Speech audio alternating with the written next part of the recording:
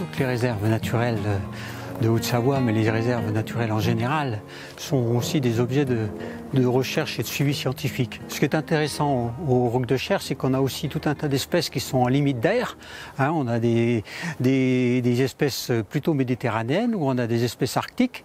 Et c'est intéressant dans un contexte de changement climatique de voir qu'est-ce que deviennent ces espèces. On a déjà au niveau de l'ensemble des réserves naturelles, avec Réserve naturelle de France, on a tout un programme qui s'appelle Nature Adapt, qui est un programme de recherche sur l'adaptation des espaces naturels au changement climatique, dont on observe évidemment les évolutions, mais l'idée c'est aussi de donner des méthodes pour essayer de s'adapter. On sait qu'en France, on a un certain nombre d'espèces qui sont menacées au niveau forestier par le changement climatique. On sait que la limite de hêtre va changer considérablement, remonter considérablement. On sait que l'épicéa est une espèce qui va souffrir énormément de la sécheresse.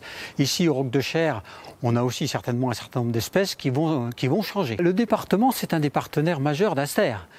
Et depuis un certain nombre d'années, puisque Aster a contribué aussi avec le département à l'élaboration de la politique d'espaces naturels sensibles, et c'est un des maillons importants qui permet aussi que le département soutienne Aster sur un certain nombre de programmes, que ce soit sur les réserves naturelles, en particulier au niveau de l'animation, ou que ce soit sur les autres terrains du Conservatoire d'espaces naturels.